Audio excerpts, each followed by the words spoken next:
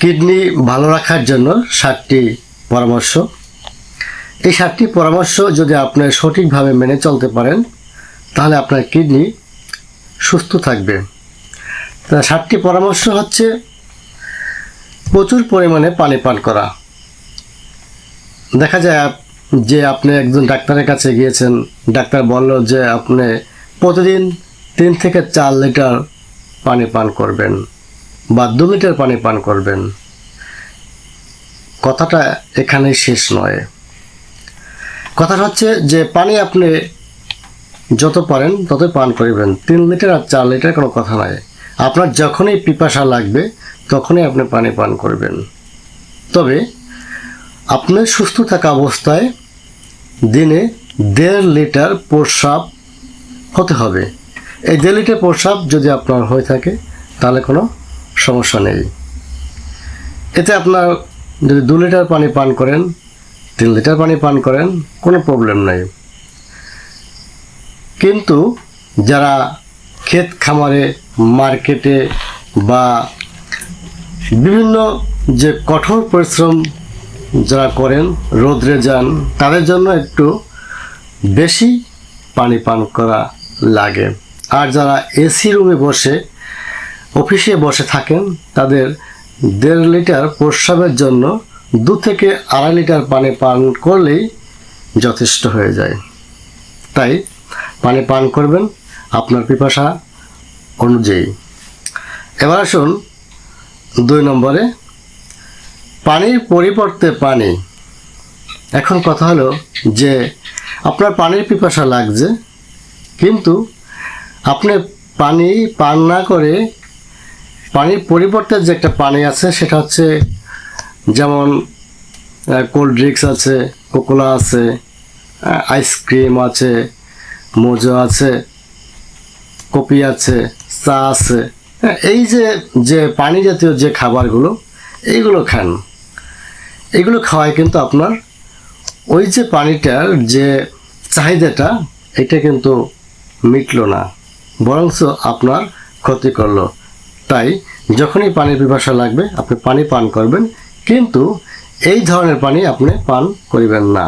এটা বন্ধ করতে হবে, তাহলে কিডনি ভালো থাকবে। সুষম খাবার।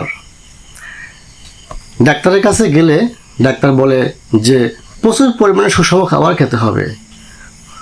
অনেক রোগীরা আছে যে প্রতিদিন 10টা 12টা ডিম খায়, অন্যান্য খাবারগুলো খায়, কিন্তু প্রচুর পরিমাণে ডিমে কিন্তু প্রচুর পরিমাণে ক্ষতি আছে, এবং প্রচুর পরিমাণে সুষম খাদ্য কিন্তু প্রচুর পরিমাণে ক্ষতি আছে।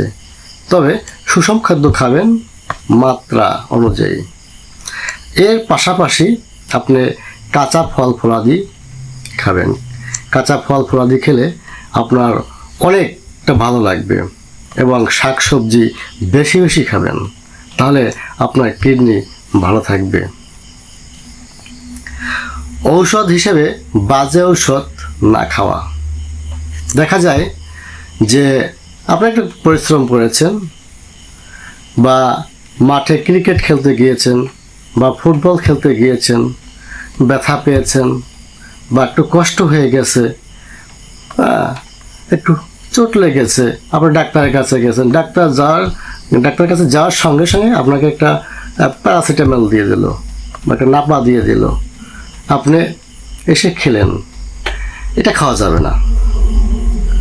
আপনি আজকে খেলা করছেন, চোট লেগেছে, বা খেলা করছেন, হাঁফিয়ে গিয়েছেন, কষ্ট হয়ে গেছে, দুর্বল হয়ে গেছেন, আবার সামনের দিন আপনি খেলা করতে যাবেন মাঠে, দেখবেন যে ওই কষ্টটা বা ওই যে ব্যথাটা, পেনটা থাকবে না। তাই সাময়িক অসুস্থতা বোধ করলেই আপনি ঔষধ খাবেন না, এটা বিশেষভাবে অনুরোধ থাকলো। 5 নম্বর আসেন, উচ্চ রক্তচাপ হলে ঔষধ খাওয়া। গ্রামে দেখা যায় যে অনেকেই উচ্চ রক্তচাপ হলে ঔষধ খায় না, সে বিভিন্ন টোটকা ব্যবহার করে থাকে। আসলে এটা সম্পূর্ণ ভুল। উচ্চ রক্তচাপ হলে আপনি ঔষধ খাবেন। হোমিওপ্যাথিতে অনেক ঔষধ রয়েছে। দেখা যায় যদি আপনার প্রেশার বেড়ে যায়, রক্তচাপ বেড়ে যায়, আপনি তাৎক্ষণিক একোনাইট ন্যাপ খেতে পারেন, অথবা নেট্রামিউর খেতে পারেন, মেডোরিনাম খেতে পারেন। হ্যাঁ, লক্ষণ অনুসারে আপনি খেতে পারেন। তো প্রাথমিকভাবে আপনি একোনাইট ন্যাপ ওষুধটি খেলে আপনার এই উচ্চ রক্তচাপ নিয়ন্ত্রণে চলে আসবে। আর উচ্চ রক্তচাপ যদি আপনি কন্ট্রোলে না আনেন তাহলে কিডনির উপরে প্রভাব পড়ে থাকে। হ্যাঁ, তাই অবশ্যই উচ্চ রক্তচাপ দেখা দিলে আপনি ওষুধ খাবেন, রক্তচাপটা আপনি নিয়ন্ত্রণ রাখার চেষ্টা করবেন।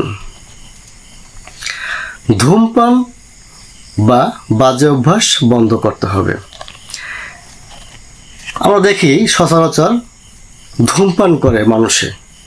এই ধূমপানের জন্য হার্ট বা বিভিন্ন যে রক্ত যে নালীগুলো রয়েছে এগুলো ব্লক হয়ে যাওয়ার সম্ভাবনা থাকে।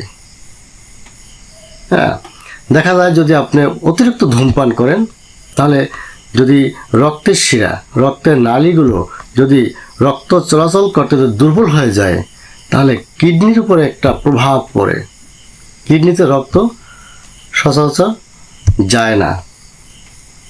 তাই এই ধূমপান বন্ধ করতে হবে। এবং বাজে অভ্যাস, ধূমপানের সাথে আছে অনেক বাজে অভ্যাস, যেমন মদ আছে। হ্যাঁ, অনেকে মদ পান করেন।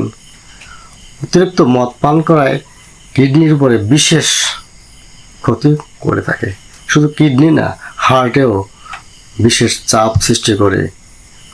এতে রক্তের চাপ বেড়ে যায়, বেড়ে যাওয়ার পরে অনেকেই হার্ট অ্যাটাক করে, আবার ধীরে ধীরে কিডনি ড্যামেজ হয়ে যায়। তাই অবশ্যই ধূমপানটা বন্ধ করতে হবে। সর্বশেষ, পরিমিত ব্যায়াম। আপনি প্রতিদিন যদি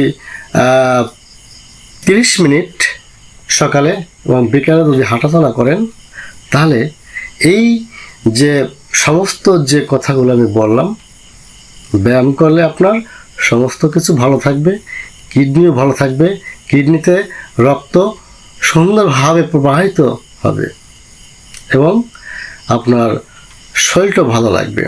তাই কমপক্ষে প্রতিদিন ব্যায়াম করবেন বা কায়িক পরিশ্রম করবেন যাতে আপনার শরীর থেকে ঘাম ঝরে, তাহলে আপনার কিডনিটা সম্পূর্ণ সুস্থ থাকবে।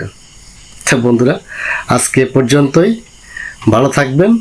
আর অনুরোধ থাকবে, যদি ভিডিওটা ভালো লেগে থাকে তাহলে অবশ্যই শেয়ার করে দেবেন। সকলকে ধন্যবাদ।